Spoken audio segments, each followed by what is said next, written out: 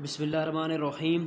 आज हम अपना जो टॉपिक शुरू करने जा रहे हैं वो है हमारे पास pumping organ the heart. Specially अब हम ट्रांसपोर्ट इन जो है ह्यूमन में ट्रांसपोर्ट इन मैन वो शुरू करने जा रहे हैं। और ट्रांसपोर्ट इन मैन में हमारे पास जो टॉपिक पहला आता है वो हमारे पास पंपिंग आर्गन द हार्ट आएगा। फिर हम ब्लड वेसल्स पढ़ेंगे वगैरह, और ये वाला जो सिस्टम है ये हमारे पास क्या है, इसमें शामिल है। बाकी आगे लिम्फेटिक सिस्टम, फिर इम्यून सिस्टम, उसको अलग से हम पढ़ेंगे, फेडरल से भी और पंजाब से भी। अगर हम बात करें स्ट्रक्चर की और एक्शन के हार्ट की, तो अगर लोकेशन की सबसे पहले अगर हम बात करते हैं लोकेशन ये कहाँ पाया जाता है, तो ये चेस्ट कैविटी के अंदर पाया जाता है। हम जानते हैं रिब्स इसको प्रोटेक्ट कर रही होती हैं, दोनों फेफड़ों के दरमियान, लंग्स के दरमियान ये पाया जाता है, डायस्टनम के पास। अगे दी हार्ट इज़, ये सारा कुछ हम जो है रेस्पिरेशन में पहले ही पढ़ चुके हैं।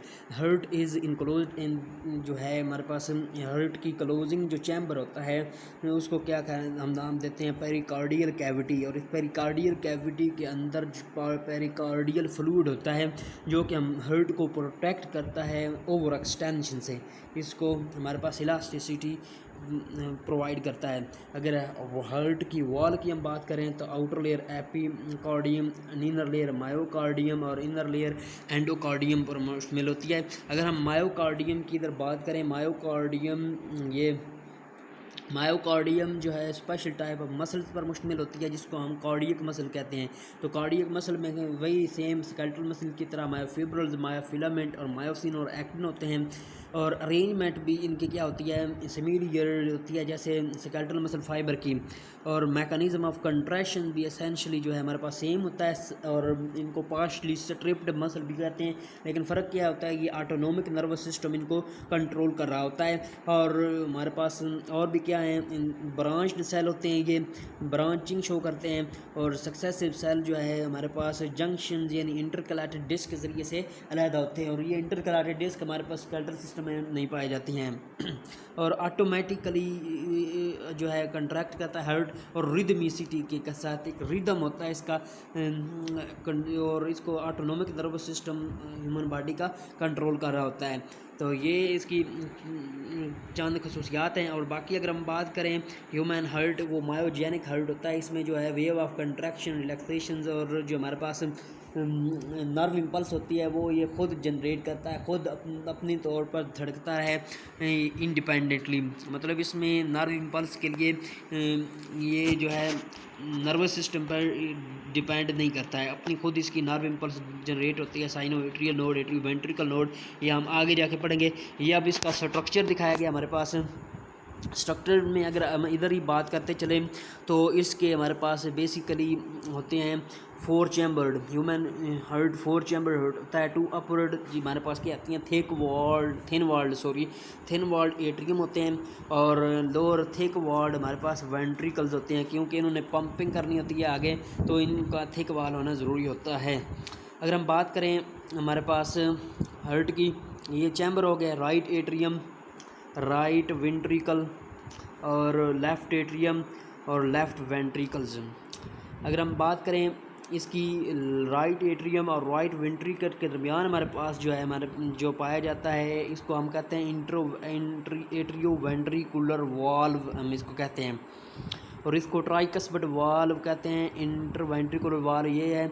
और ये भी इस जो लेफ़्ट वेंट्रिकल और लेफ़्ट एट्रियम के दरमियान पाया जाता है, ये भी एट्रियो वेंट्रिकुलर वाल्व होता है। फ़र्क क्या होता है कि ये हमारे पास जो हमारे पास लेफ़्ट साइड में पाया जाता है वो बाइकस्पिड वॉल होता है, उसमें 2 इस किस्म के फ्लैप्स होते हैं, और इसमें ये 3 किस्म के फ्लैप होते हैं। बाइकस्पिड वॉल को हम मीट्रल वॉल भी कहते हैं, क्योंकि ये हमारे पास कैथेड्रल के कि वो जो है ना मैटर की टोपी की तरह, क्योंकि इसका अरेंजमेंट होती है। अगर हम बात करें आगे मज़ीद, तो ये क्या होते हैं, पपिलरी मसल के ज़रिए से, कार्डियाई टेंडिनाई के ज़रिए से जो है ना हार्ट के पपिलरी मसल के साथ जो है ना, जो कि एक्सटेंशंस होती हैं हमारे पास वेंट्रिकल्स की, उसके साथ जुड़े होते हैं। और हमारे पास अगर मज़ीद बात करें तो ये वेंट्रिकल एक दूसरे से अलग होते हैं इंटरवेंट्रिकुलर सेप्टम के ज़रिए से। और लेफ़्ट वेंट्रिकल्स, लेफ़्ट हमारे पास अगर बात करें वेंट्रिकल्स की, वो 3 टाइम थिक होता है राइट वेंट्रिकल से, क्योंकि लेफ़्ट वेंट्रिकल ने ब्लड को पंप करना होता है inter of the human body में। अगर हम बात करें तो राइट साइड पे हमारे पास जो होता है हार्ट का पार्ट, वो डीऑक्सीजनेटेड ब्लड को कंट्रोल कर होता है सारी बॉडी से। डीऑक्सीजनेटेड ब्लड राइट एट्रियम में आता है सुपीरियर वेना केवा और इन्फीरियर वेना केवा के ज़रिए से। तो इधर से हमारे पास राइट एट्रियम से हमारे पास जाता है राइट वेंट्रिकल में, राइट वेंट्रिकल के ज़रिए से आगे हमारे पास चला जाता है पल्मोनरी आर्टरी में। पल्मोनरी आर्टरी ये डीऑक्सीजनेटेड ब्लड जो है हमारे पास कैरी कर रही है राइट लंग्स में, और पल्मोनरी आर्टरी जो है लेफ़्ट लंग में चली जाती हैं। वहाँ आगे हमारे पास क्या होते हैं, लंग्स होते हैं, जो कि क्या करते हैं, ऑक्सीजनेशन करते हैं इसकी ब्लड की। और ऑक्सीजनेशन के बाद हमारे पास जो है पल्मोनरी वेंस के ज़रिए से लंग्स आता है लेफ़्ट एट्रियम में। ये हमारे पास लेफ़्ट लंग से हमारे पास 2 पल्मोनरी वेंस आती हैं और 2 ही पल्मोनरी वेंस हमारे पास राइट लंग से आती हैं। इस तरह टोटल हमारे पास पल्मोनरी जो है वेंस उनकी तादाद हो जाती है हमारे पास, जो कि राइट एट्रियम को फीड करती हैं, वो 4। तो ये भी हमारे पास बात हो गई। अब हमारे पास ये जब जाता है ये राइट एट्रियम से राइट वेंट्रिकल, और राइट वेंट्रिकल से हमारे पास पल्मोनरी ट्रंक में, तो इधर हमारे पास जो है सेमील्यूनर वाल्व ये वाला प्रेजेंट होता है, जो कि बैक फ्लो को कंट्रोल करने के लिए इस्तेमाल होता है। और जब हमारे पास राइट एट्रियम के बाद बाइकस्पट वाल के ज़रिए से, ये भी बाइकस्पट वाल भी कार्डियाई टेंडिनी के ज़रिए से पेपिलरी मसल ऑफ हार्ट के साथ जुड़ा होता है, और यहाँ से हमारे पास इधर लेफ़्ट वेंट्रिकल से हमारे पास एओर्टा में जाता है, और बेस ऑफ एओर्टा पर भी हमारे पास क्या होती हैं, एक तो कोरोनरी आर्टरीज होती हैं जो कि हार्ट के मसल को ब्लड सप्लाई करती हैं, और एक उनके में क्या होते हैं, इधर भी सेमी ल्यूनर वाल्व ये वाले प्रेजेंट होते हैं बेस ऑफ आयोर्टा पर भी, जो कि बैक फ्लो ऑफ ब्लड को कंट्रोल करते हैं। और ये आयोर्टा होता है, ये कर्व करता है आउटवर्ड और लेफ्टवर्ड कर्व कर देता है, क्योंकि लेफ़्ट आर्च हमारे पास क्या है, ह्यूमन में पाई जाती है ये, या मैमल्स में पाई जाती है। तो ये डिसेंडिंग डाउन से पहले हमारे पास 3 किस्म की ये जो है आर्टरीज़ जो है अपर बॉडी पार्ट को सप्लाई करने के लिए 3 किस्म की हमारे पास क्या होती हैं, वो 3 किस्म की आर्टरीज़ में कन्वर्ट हो जाता है, जो कि हेड, नेक वगैरह को, हेड को, शोल्डर को और आर्म्स वगैरह को हमारे पास क्या करती हैं, खून पहुंचाती हैं। और हमारे पास फिर डिसेंडिंग डाउन हो जाता है ये एओर्टा, और डिसेंड डाउन होते हुए हमारे पास बॉडी के मुख्तलिफ जो थोरेसिक कैविटी से गुजरता है, और इधर से ब्रांचेस जिसकी तकसीम होना शुरू हो जाती हैं, और बॉडी के मुख्तलिफ पार्ट को हमारे पास ये खून देती हुई जाती हैं। और फिर विसरल आर्गन्स को देती हैं, और 2 फ्यूमरिक आर्टरीज़ जो है उधर लेग्स में जाके, फ्यूमरिक आर्टरीज़ जो है ना, ये डिसेंडिंग आर्टरी जो है ना लोअर बॉडी की तरफ जा रहा है, तो उधर हमारे पास उसको लेग्स को देती हैं हमारे पास खून, और वहाँ से हमारे पास लोअर बॉडी पार्ट से जो डीऑक्सीजनेटेड ब्लड होता है वो वेन्स में, फ्यूमर वेन में, और उधर से आगे फिर वो आगे जाता है, वो कनेक्ट करता है मुख्तलिफ़ किस्म के बॉडी पार्ट से, डीऑक्सीजनेटेड ब्लड को वसूल करता है। हमारे पास हेप्टिक वेन जो है वो लीवर से, और रेनल वेन हमारे पास जो है किडनी से लेता है। इसी तरह जो आर्टरीज़ हैं ये भी हमारे पास ये खून इसको प्रोवाइड करती हैं। हमारे पास किडनी को बहुत ज़्यादा ज़रूरत होती है, तकरीबन 1% जो है हमारे पास यही लेता है हमारे पास पूरी ब्लड की सर्कुलेशन का 10%। और अगर हम बात करें तो किडनी से रेनल आर्टरी वेन के ज़रिए से ब्लड जो है डीऑक्सीजनेटेड वो इकट्ठा किया जाता है, और फिर सारी बॉडी से किसकी वेन्स न्यू दौर वाली इकट्ठी होके वेन्स और फिर बड़ी वेन्स इन्फीरियर वेना क्या वो बनाई जाती हैं, जिससे राइट एट्रियम में ब्लड आता है, और ऊपर वाले पार्ट से हमारे पास जो है डीऑक्सीजनेटेड ब्लड इकट्ठा करके हम सुपीरियर वेना केवा में लेके आ जाता है। यहाँ पे हमारे पास एक हार्ट बीट जो है कंप्लीट हो जाती है, 8 सेकंड पर नियरली होती है ये। तो ये सारा वो दिखाया गया है इसका स्ट्रक्चर, और ये सारा कुछ वो लिखा हुआ है। न्यूक्लियस इंटरकलाटेड डिस्क दिखाई गई है। और इलियक वेन्स क्या होती हैं, जब लेग्स में फ्यूमर वेन्स जो होती हैं ना हमारे पास आर्टरीज, और ये लेग से हमारे पास क्या करती हैं वेन्स यूनाइट होती हैं, लेग से डीऑक्सीजनेटेड ब्लड जो है इन्फीरियर वेना केवा में डालती हैं। रेनल वेन्स, फिर हेप्टिक वेन जो है लीवर थे, और हेपेटिक द लीवर जो है ना हमारे पास लीवर डीऑक्सीजनेटेड ब्लड रिसीव करता है हेप्टिक पोर्टल वेन से। हेप्टिक पोर्टल वेन जिसमें ब्लड जो है ना हमारे पास वो डाइजेस्टिव सिस्टम के अब्जॉर्ब्ड फूड होती हैं, जैसे प्रोटीन वगैरह, कार्बोहाइड्रेट की डाइजेशन से। ये डाइजेस्टिव सिस्टम में हम पढ़ चुके हैं कि किस तरह जो है हमारे पास एपिथेलियल सेल से और विलाई के ज़रिए से अब्जॉर्प्शन होती है, और फिर ये हेप्टिक पोर्टल वेन के ज़रिए से लिवर में जाती हैं। अगर कार्डियक साइकिल की बात करें तो सीक्वेंस ऑफ इवेंट जो होते हैं हमारे पास take place completion of one heart beat में। ये जो हार्ट बीट हमने दिखाई है, तो इस दौरान जो सीक्वेंस होते हैं वो क्या होते हैं, हार्ट उनको कहते हैं हमारे पास कार्डियक साइकिल्स। तो सबसे पहले हमारे पास रिलैक्सेशन फेज आता है, डायस्टोल होता है। इसमें हमारे पास हार्ट जो है फोर्स नहीं लगा रहता, और डायस्टोल के दौरान हमारे पास 80 मिलीमीटर HG ब्लड प्रेशर होता है हमारे पास। मतलब सबसे पहले जो है राइट एट्रियम और राइट वेंट्रिकल में सिमल्टेनियसली जो ब्लड दाखिल होता है, राइट में डीऑक्सीजनेटेड और लेफ्ट में ऑक्सीजनेटेड, और ये भर जाते हैं, और इनका प्रेशर क्या हो जाता है, ज़्यादा हो जाता है एज़ कम्पेयर टू वेंट्रिकल जो कि अभी खाली होते हैं। तो इसको हमारे पास क्या कहते हैं, हम रिलैक्सेशन फेज़ डायस्टोल। और इसके बाद हमारे पास जब ये भर जाते हैं तो हमारे पास एट्रिया कंट्रैक्ट कहते हैं, इसको कहते हैं एट्रियल सिस्टोल। और बाइकस्पड और ट्राइकस्पड वाल्व के ज़रिए से हमारे पास राइट एट्रियम और राइट वेंट्रिकल में हमारे पास ब्लड आ जाता है। तो इस प्रोसेस को हम क्या कहते हैं, एट्रियल सिस्टोल। तो एट्रियल सिस्टोल के बाद जब एक्सटेंड करते हैं वेंट्रिकल्स, और उस वक्त उनका प्रेशर हायर होता है, और उसके बाद वो कंट्रैक्ट करते हैं वेंट्रिकल्स, और राइट वेंट्रिकल के ज़रिए से ब्लड हमारे पास लंग्स में जाता है पल्मोनरी ट्रंक के ज़रिए से, और लेफ्ट वेंट्रिकल के ज़रिए से बॉडी में जाता है। और इसी तरह हमारे पास क्या होता है, वो वाल्व ओपन होते हैं, फीमिल्यूनर वाल्व्स। तो इस तरह जो है ट्राइकस्पड और बाइकस्पड वाल्व हमारे पास क्या होते हैं, वो उस वक्त बंद हो जाते हैं, और एट्रियम फोर्स करता है, और हमारे पास आगे वाले वाल्व खुल जाते हैं। तो जब हमारे पास बाइकस्पड ट्राइकस्पड वाल्व हमारे पास क्या होते हैं,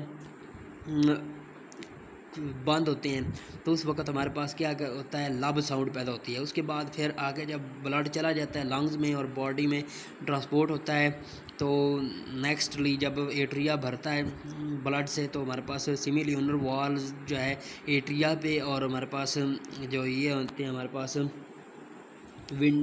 पल्मोनरी ट्रंक की बेस पे होते हैं, वो क्या करते हैं, क्लोज हो जाते हैं, हमारे पास डब साउंड पैदा होती है। ये एट्रियल कंट्रैक्ट, एट्रिया और वेंट्रिकल, ये डीऑक्सीजनेटेड ब्लड, ये ऑक्सीजनेटेड ब्लड, ये दोनों से भर गए हैं। तो ये वेंट्रिकल कंट्रैक्ट, ये एट्रिया कंट्रैक्ट अब करेंगे तो वेंट्रिकल में आएगा, फिर वेंट्रिकल में ब्लड, ये वेंट्रिकल भर जाएंगे, तो हमारे पास वेंट्रिकल कंट्रैक्ट करेंगे तो ये लंग्स में चला जाएगा, और एंड ऑफ कार्डियक साइकिल में दोबारा ये क्या हो जाएगा, दोबारा एट्रिया और वेंट्रिकल भर जाएंगे, और वेंट्रिकल्स अभी तक लेस प्रेशर पर होंगे। अब हार्ट की एक्साइटेशन हमारे पास किस तरह होती है, तो हार्ट हमने पढ़ा था कि हार्ट जो है रिदमिसिटी और ऑटोनोमिक नर्वस सिस्टम के ज़रिए से, और हमारे पास खुद की अपनी इम्पल्स से जो क्या कहता है जनरेट करता है। तो हर एट्रिया के ऊपर साइड पे हमारे पास क्या है पाई जाती हैं cyano atrial node sinus venosus से एवोल्यूशन के दौरान हमारे पास जनरेट हुई हैं, और इधर से हमारे पास नर्व इम्पल्सेस जनरेट होती हैं। फिर नर्व इम्पल्स जब जनरेट होती हैं एट्रिया से, और ये जाती हैं हमारे पास राइट एट्रियम से आगे हमारे पास एट्रिया और वेंट्रिकल के दरमियान ये एट्रियो वेंट्रिकल सिस्टोल होता है। इसको ऐसे नोड कहते हैं और इसको एवी नोड भी कहते हैं। तो एवी नोड और एवी नोड से आगे बंडल ऑफ ब्रांचेस के ज़रिए से हमारे पास बंडल ऑफ हिस भी इसको कहते हैं। तो उसके ज़रिए से हमारे पास हार्ट जो है वेंट्रिकल में एक्साइटेशन, और वेंट्रिकल के मसल में और मायो एंडोकार्डियम मसल में हमारे पास एक्साइटेशन होती है। और यही मसल आगे हार्ट की बेस तक इधर तक पीछे की तरफ आते हैं, तो इधर तक आते हैं हुए इनकी आगे मज़ीद डिवीजन्स हो जाती हैं। तो इसको इन फाइबर्स को परकिंजी फाइबर का नाम दिया जाता है। और इधर भी 3 बंडल ब्रांचेज होती हैं हमारे पास एट्रिया से वेंट्रिकल में आते हुए। ये सारा कुछ हम फेडरल में मज़ीद डिटेल के साथ हम पढ़ेंगे। तो साइनो एट्रियल नोड कंट्रैक्ट करता है, और फिर एट्रियो वेंट्रिकल नोड, और ये फिर परकिंजी फाइबर, ये सारे के सारे नर्व इम्पल्स जनरेट कर सकते हैं। लेकिन कंट्रोल सिस्टम नॉर्मल हालत में हमारे पास साइनो एट्रियल नोड के पास होता है, और उनके कंट्रैक्ट होने से पहले ही साइन जो है ना दोबारा वो कंट्रैक्ट हो जाता है, इनको कंट्रोल संभालने से पहले ही। तो ये सारा कुछ जो है हमारे पास फेडरल में पढ़ेंगे, और इंशाअल्लाह ताला जब आपका MBBS में एडमिशन होगा तो हम जो है गाइटन एंड हॉल में के चैप्टर नंबर 10, 11 वगैरह में ये सारा कुछ जो है ना डिटेल के साथ हार्ट का हम पढ़ेंगे। अगर हम बात करें डिले की, तो हमारे पास जब एट्रिया कंट्रैक्ट करते हैं, एट्रिया के कंट्रैक्शन के बाद वेंट्रिकल की कंट्रैक्शन शुरू होने से पहले जो डिले होता है वो 0.15 सेकंड का डिले होता है। तो इसलिए होता है कि एट्रियल सिस्टोल जो है कंप्लीट हो जाए वेंट्रिकुलर सिस्टोल के शुरू होने से पहले। तो ये हमारे पास कुछ 0.9 एक जगह पे होता है, 0.3 एक जगह पे, तो इस तरह करके ना हमारे पास ये हमारे पास क्या है 0.12 एक जगह पे होता है और 0.3 एक जगह पे होता है डिले। मतलब साइनोट्री नोड से जब बंडल ब्रांचेस के ज़रिए से उधर आता है तो उस वक्त क्या होता है डिले होता है क्योंकि उधर एक्साइटेबल फाइबर इतने नहीं होते, और परकंजी फाइबर में जो है उसकी एक्साइटेशन की स्पीड ज़्यादा होती है क्योंकि सारे मसल्स को उसने रिदमिकली एक्साइट करना होता है। तो हमारे पास शुरू में भी इसकी स्पीड तेज़ होती है ताकि दोनों एट्रिया क्या करें सिमल्टेनियसली एक्साइट करें और दोनों वेंट्रिकल सिमल्टेनियसली एक्साइट करें। तो बीच में क्या आ जाता है हमारे पास ये 0.15 सेकंड का हमारे पास ब्रेक आ जाता है।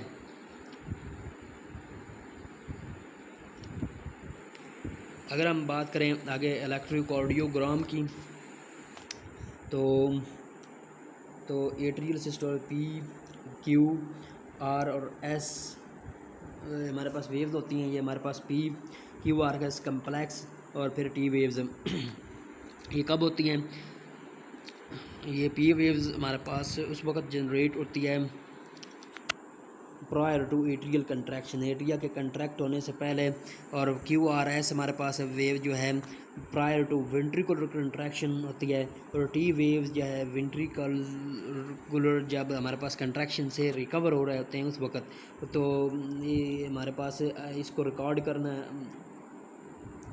जब हमारे पास कार्डियक इम्पल्स पैदा होती हैं, इम्पल्स से जार होती हैं हार्ट के मसल में, उस वक्त क्या होता है हमारे पास करंट भी स्प्रेड हो जाता है, और इस करंट को हमारे पास सारी बॉडी में थोड़ा बहुत जो स्प्रेड हो जाता है और इसको हम क्या कर सकते हैं मेजर कर सकते हैं, और इसको मेजर को क्या करने को क्या कहते हैं इलेक्ट्रोकार्डियोग्राम। और इसके लिए डिवाइस हम कौन सी यूज़ करते हैं इलेक्ट्रोकार्डियोग्राफ मशीन ECG। अगर हम इसकी फ़ायदे की बात करें तो डायग्नोसिस और अबनॉर्मेलिटी जो आती है रिदमिसिटी या फॉल्ट में उसको हम मेजर करने के लिए इसको इस्तेमाल करते हैं। और अगर हमारे पास ये स्लो हो जाए, साइनोएट्रियल नोड से पैदा होने वाली अगर इम्पल्स स्लो हो जाए, अगर कोई ब्लॉक हो जाए साइनोएट्रियल नोड से आगे, atrio ventricular node, bundle branches, atrio ventricular node, bundle of his, bundle fibre और परकिंजी फाइबर, इसमें तो हमारे पास क्या होते हैं, आर्टिफिशियल पेस मेकर हम यूज़ करते हैं बैटरी जनरेटेड को, और जो कि रिदमीसिटी को जो है कंट्रोल करता है। तो इसको हम क्या कहते हैं, आर्टिफिशियल पेस मेकर। मिसाल के तौर पर अगर A V path way block हो गया है तो हम वेंट्रिकल के साथ अटैच कर दें ये इलेक्ट्रोड जो आर्टिफिशियल पेस मेकर के होंगे, तो फिर रिदमिकली हार्ट को जो है ना कंट्रैक्ट करता है। ब्लू बेबीज़ क्या होते हैं, इसमें क्या होता है, ब्लड जो है एट्रिया, दोनों एट्रिया, इंटर एट्रियल फोरामेन होता है हमारे पास, इसमें एक सेप्टम होता है जो जब बेबी की बर्थ होती है तो वो जब रोता है वगैरह तो उस वक्त जो है ना, उस वक्त ये इसको क्या कर दिया जाता है, क्लोज़ कर दिया जाता है इंटर एट्रियल फोरामेंस को। लेकिन ब्लू बेबीज़ में क्या होता है, वो इंटर एट्रियल फोरामेंस टोटली हमारे पास क्या होता है, क्लोज नहीं होता। और दूसरी होती हैं डक्टस आर्टरियोसल, इस किस्म की हमारे पास डक्टस टार्चरोस वेन्स होती हैं, तो उनको कंस्ट्रिक्ट किया जाता है। तो डक्टस आर्टरियोसिस जो है ना ये फुल्ली कंस्ट्रिक्ट नहीं होती, टार्चुअस फॉर्म में रहती हैं। तो इस तरह हमारे पास मिक्स्ड ब्लड जो है हमारे पास बॉडी को दिया जाता है। तो मिक्स ब्लड के ज़रिए से हमारे पास साइनोसिस हो जाती है, ब्लूनेस ऑफ स्किन्स होती है, और ये mixing of blood between two atria and mix blood is supply to the newborn babies. ये हो गया हमारे पास। आगे हम पढ़ेंगे ब्लड वेसल्स हमारे पास आती हैं। नेक्स्ट कंपोनेंट जो है रेस्पिरेटरी सिस्टम का पढ़ना है वो ब्लड वेसल्स हैं। ब्लड वेसल्स की अगर हम बात करें तो ये हमारे पास हार्ट का काम तो क्या है, पंप करना है। बाकी आगे हमारे पास हार्ट किस में पंप करता है, आर्टरीज, वेन्स और कैपिलरीज में, इनके ज़रिए से बॉडी के थ्रू आउट जो है हम क्या करते हैं, ब्लड को सप्लाई करते हैं। ये हमारे पास वेसल्स 3 किस्म की होती हैं, आर्टरीज, वेन्स और कैपिलरीज हमारे पास होती हैं। आर्टरीज़ सबसे पहले हमारे पास जब आयोर्टा आता है, आयोर्टा के बाद हमारे पास आर्टरीज़ में आर्ट्रियूल, फिर वो डिवाइड होके आर्ट्रियूल बनाते हैं। आर्ट्रियूल्स अगर डिवाइड हो के हमारे पास वेन्स कैपिलरीज बनाते हैं, स्मॉलर आर्ट्रियूल्स, और उसके बाद कंबाइन करना शुरू कर देती हैं वेन्स, तो फिर वेन्यूल्स बनाती हैं कैपिलरीज, तो फिर वो वेन्स बनाती हैं वेन्यूल्स के बाद वेन्स, और फिर दोबारा वो सुपीरियर वेना केवा और इन्फीरियर वेना केवा बनाती हैं। उस दौरान जो है ब्लड प्रेशर राइज भी करता है, फॉल भी करता है, क्रॉस सेक्शन एरिया हमारे पास चेंज भी होता है।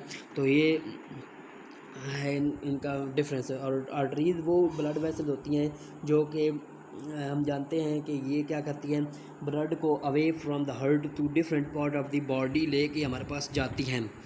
अगर हम बात करें इनकी तो ये हमारे पास 3 लेयर पर मुश्तमिल होती हैं। अपर कनेक्टिव टिश्यूज़, इनर हमारे पास जो है हमारे पास upper layer of connective tissues, middle thick muscular layers elastic fibre की, और इनर जो है एंडोथीलियम पर मुश्तमिल होती है। तो इनका जी क्या होती है, वॉल थिक होती हैं बड़ी और इलास्टिक होती हैं। और हमारे पास बोर इनका क्या होता है, बोर इनका वो एज़ कम्पेयर टू वेन्स हमारे पास क्या होता है, कम होता है। तो इलास्टिक होने की वजह से इसमें पल्स महसूस किया जा सकता है, जबकि हमारे पास वेन्स में और कैपिलरीज में पल्स महसूस हम नहीं कर सकते। और ब्लड प्रेशर की अगर बात करें वो भी इनमें दूसरों से ज़्यादा होता है। इनका कंपैरिजन हम बाद में पढ़ेंगे। अगर वैदो कंस्ट्रिक्शन की और वैदो डायलेशन की अगर बात करें तो ये नर्वस कंट्रोल में और एंडोक्राइन सिस्टम के कंट्रोल में होता है। मसल जब कंट्रैक्ट करते हैं तो आर्ट्रियूल्स कंस्ट्रिक्ट हो जाती हैं, तो उसको कहते हैं वैजो कंस्ट्रक्शन। तो उसके ज़रिए से हमारे पास क्या होता है, फ्लो ऑफ ब्लड इनमें क्या हो जाता है, कम हो जाता है। आगे हम रिलैक्स्ड जब हो जाते हैं ये मसल्स, इसको क्या कहते हैं हम, वैजो डायलेशन जी, मतलब ये रिलैक्स्ड होने की वजह से डायलेट हो जाते हैं इनके आर्ट्रियूल के मसल्स और ब्लड फ्लो इनमें ज़्यादा हो जाता है। हमारे पास गर्मियों में ये जो है ना वैजो डायलेशन होती है ब्लड बॉडी की हीट को ज़्यादा लॉस करने के लिए, और हमारे पास सर्दियों में वैजो कंस्ट्रिक्शन हो जाती है। तो ये भी बात काबिल याद रखने की है। दी आर्ट्रियूल्स की अगर बात करें तो वो फिर रिपीटेडली डिवाइड होकर कैपिलरीज बनाती हैं। और एथरोस्क्लेरोसिस की हम बात करें, एथरोस्पोरेज मतलब रबड़ किस्म का होता है, और हार्डनिंग और स्क्लेरन्स का मतलब भी हार्डन, जैसे स्क्लेरन का टिश्यूज़ सपोर्ट मुहैया करते हैं प्लांट्स को, उस तरह ये स्क्लेरस वर्ड जो है हार्डनिंग के लिए इस्तेमाल होता है। एथरोस्क्लेरोसिस जो है ना, दो वर्ड का कम्बिनेशन है, अथ्रोमा होता है इसमें, और आर्टेरियोस्क्लेरोसिस होती है। अर्थोना जो है ना, हार्ड येलो प्लॉक ऑफ लिपॉइड मटेरियल बन जाता है इनर लेयर ऑफ आर्टरीज में। और आर्टेरियोस्क्लेरोसिस हमारे पास क्या होता है, डीजनरेटिव आर्टेरियल चेंजेस होती हैं एडवांस एज के साथ, मतलब इनकी इलास्टिसिटी हमारे पास एडवांस एज के साथ क्या हो जाती है, आर्टरीज की कम हो जाती है, आहिस्ता आहिस्ता ये क्या हो जाती है, सख्त हो जाती हैं। कंटिन्यूस प्रेशर जब बढ़ता है हमारे पास, हाई ब्लड प्रेशर, उसकी वजह से भी ये इलास्टिसिटी हमारे पास लॉस कर जाती हैं और थिक हो जाती हैं मिडल लेयर ऑफ आर्टरीज की, और हार्ड हो जाती हैं। और तो इसका मतलब एथरोस्क्लेरोसिस की तरह से एक तो नैरो हो जाती हैं और दूसरी आर्टरीज हार्ड हो जाती हैं। और इस तरह फार्मेशन ऑफ थ्रोम्बोएम्बोलिज्म जो है ना हमारे पास, वो बनाने में भी ये जो है बड़ा किरदार अदा करती हैं। और थ्रम्बस हमारे पास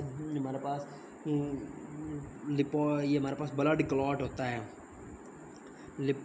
हार्ड येलो प्लॉक ऑफ लिपॉइड मटेरियल, ये हमारे पास क्या होता है, अथ्रोमा होता है। लेकिन अगर हमारे पास ब्लड क्लॉट बन जाए, थ्रम्बस, और अगर हमारा वो मूव करना शुरू कर दे, उसको एम्बोलस हम कहते हैं, मतलब थ्रम्बो एम्बोलिज्म्स, इसको टोटल प्रोसेस को नाम देते हैं। अगर ये ब्रेन और हार्ट में बन जाए तो ये बड़ा फैटल हो सकता है।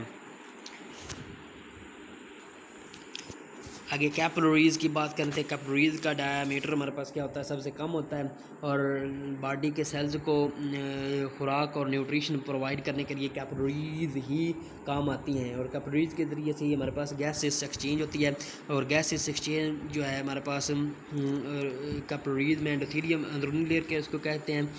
तो ये अगर हम कंस्ट्रिक्शन भी होती है इनकी, और डायलेशन भी होती है।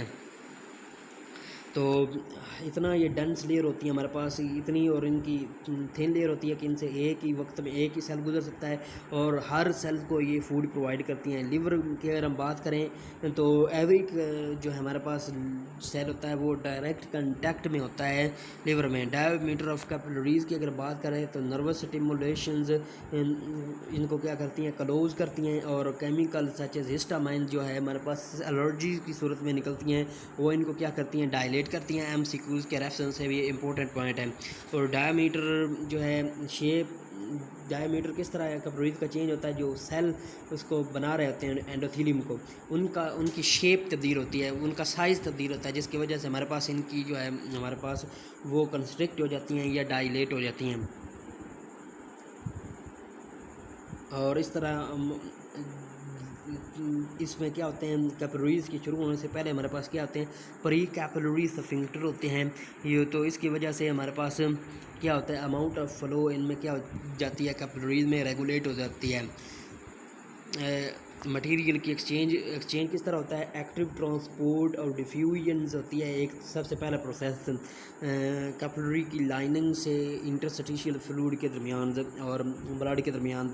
अगर हम बात करें दूसरी की, तो इंट्रासेलुलर स्पेसेस होती हैं एंडोथेलियल लाइनिंग के दरमियान, तो उसके ज़रिए से हमारे पास क्या होता है, ये गैस एक्सचेंज होती है। तीसरा प्रोसेस क्या होता है, इसकी कैपिलरी की जो वाल होती है, इनके सेल्स ये एंडोसाइटोसिस के ज़रिए से किसी मटेरियल को अंदर से लेते हैं, और एक्सोसाइटोसिस के ज़रिए से बाहर। और रिवर्स प्रोसेस जो है हमारे पास एंडोसाइटोसिस के ज़रिए अंदर लेते हैं, और एक्सोसाइटोसिस के ज़रिए बिल्कुल हमारे पास ब्लड के अंदर वो चीज़ आ जाती है। ये हो गया हमारे पास। अगर हम बात करें वेंस की, तो वेंस हमारे पास ब्लड को इकट्ठा करके right part of the heart में ले जाती हैं, और वहाँ से हमारे पास क्या करती हैं, लंग्स तक ले जाती हैं। अगर हम बात करें इनकी वेंस की, तो वेंस सारी के सारी डीऑक्सीजनेटेड ब्लड लेके जाती हैं, सिवाय पल्मोनरी हमारे पास वेंस के जो ऑक्सीजनेटेड लेके जाती हैं। क्योंकि हम ये मैन की बात कर रहे हैं तो इसलिए सॉरी, हम प्लेसेंटल जो है वेंस की वो बात हम जो है नहीं करेंगे, क्योंकि वो भी हमारे पास ऑक्सीजनेटेड ब्लड लेके आती हैं। लेकिन हम क्योंकि मैन का जिक्र कर रहे हैं, क्योंकि पीछे हम हेडिंग में मैन आया है, तो इसलिए हमारे पास हम यही जिक्र करेंगे। तो अगर ह्यूमन के केस में आ जाता तो वो भी हमारे पास शामिल हो जाती हैं, जो कि हमारे पास वेन जो है ऑक्सीजनेटेड ब्लड लेके जाती हैं। तो इसमें क्या होते हैं, हमारे पास 3 लेयर होती हैं same as that of arteries, लेकिन इसमें क्या होती हैं वो लेयर बड़ी थिन होती हैं, जिसकी वजह से इनका बोर साइज़ क्या हो जाता है, ज़्यादा हो जाता है। बोर के साइज़ के ज़्यादा होने की वजह से इलास्टिसिटी भी इनकी कम होती है, तो फ्यू इसमें इलास्टिक फाइबर होते हैं, तो पल्स को हम जो है फील नहीं कर सकते, और ब्लड प्रेशर भी इनमें कम होता है एज़ कम्पेयर टू आर्टरीज। और इसमें सेमी लेमिनर वॉल्व्स भी प्रेजेंट होते हैं, जो कि हमारे पास बैक फ्लो ऑफ ब्लड को क्या करते हैं, रोकते हैं। और सेमी लेमिनर वाल्व आर्टरीज में नहीं पाए जाते एक्सेप्ट एट बेस ऑफ आयोर्टा और पल्मोनरी आर्टरीज में वो जो पाए जाते हैं। ये प्रेशर जो है सराउंडिंग मसल का वो भी जो जब वो कंट्रैक्ट करते हैं तो इस दौरान भी ब्लड स्क्वीज़ होती हैं ब्लड वेंस की, और इस तरह भी हमारे पास बैक फ्लो ऑफ जो है ब्लड टुवर्ड दी हार्ट उसमें मदद मिलती है, और बैक फ्लो कैपिलरीज के लिहाज से वो उसको प्रिवेंट किया जाता है। तो वेन्स कंबाइन करके लार्जर वेन्स और सुपीरियरली अल्टीमेटली और जो है anti superior and inferior vena क्या वो बनाती हैं, तो वो आगे राइट एट्रियम में ब्लड करती हैं ट्रांसफ़र। ये हमारे पास कैपिलरीज और ब्लड सेल के दरमियान ये हमारे पास क्या बनाया गया है एक्सचेंज। ये हमारे पास ये सेल है हमारे पास, ये कैपिलरीज हैं जो जिन्होंने इसको पहुंचाना होता है, और ये क्या करती हैं, ये डिफ्यूजन के ज़रिए से हमारे पास और ओस्मोसिस के ज़रिए से हमारे पास क्या होते हैं, इनमें एक्सचेंज होता है। वाटर, ऑक्सीजन और न्यूट्रिएंट्स बाहर जाते हैं और सेल को प्रोवाइड किए जाते हैं, और सेल जो कार्बन डाइऑक्साइड और नाइट्रोजन इस वेस्ट प्रोड्यूस करता है वो इसमें कैपिलरीज में डाले जाते हैं, और वाटर इंटरस्टिशियल फ्लूइड में रहता है जो कि बैक कैपिलरीज में आ जाता है। मतलब ये सारे का सारा जो कैपिलरीज से ओस्मोसिस वगैरह से और हमारे पास डिफ्यूजन के ज़रिए से जो है मतलब रेड ब्लड सेल और प्रोटीन तो नहीं जा सकती, लेकिन वाइट ब्लड सेल भी कुछ स्क्वीज करके इधर से बाहर इंटरस्टिशियल फ्लूइड में आ जाते हैं। ये सारे का सारा जो फ्लूइड बनता है इसको हम इंटरस्टिशियल फ्लूइड का नाम देते हैं।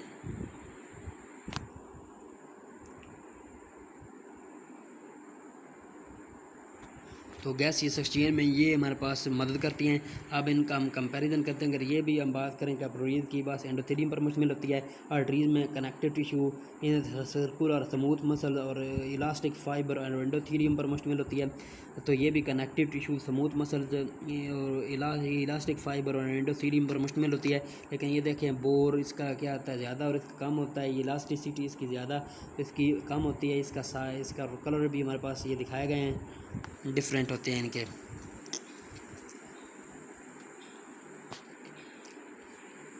अब इनका कंपैरिजन की बात करते हैं। ये आर्टरीज हार्ट को अवेल लेके जाती हैं, वेन्स टूवर्ड दी हार्ट लेके आती हैं, कैपिलरीज इन दोनों को आपस में जोड़ती हैं।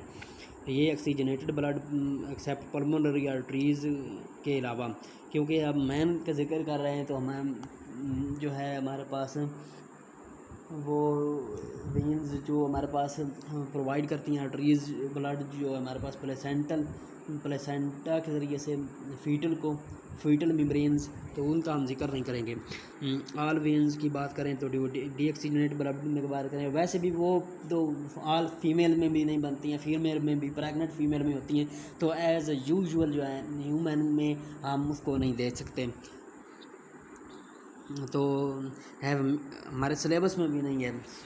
और आगे दीज मिक्स्ड ब्लड हमारे कैपिलरीज में होता है, वेन्स में डीऑक्सीजनेटेड ब्लड, इनमें आर्टरीज में कोई वाल्व नहीं होते सिवाय पल्मोनरी, ट्रंक और एओर्टा के। इसमें हमारे पास वेन्स में सिमिलुएंट वाल्व प्रेजेंट होते हैं और कैपिलरीज में भी नहीं होते।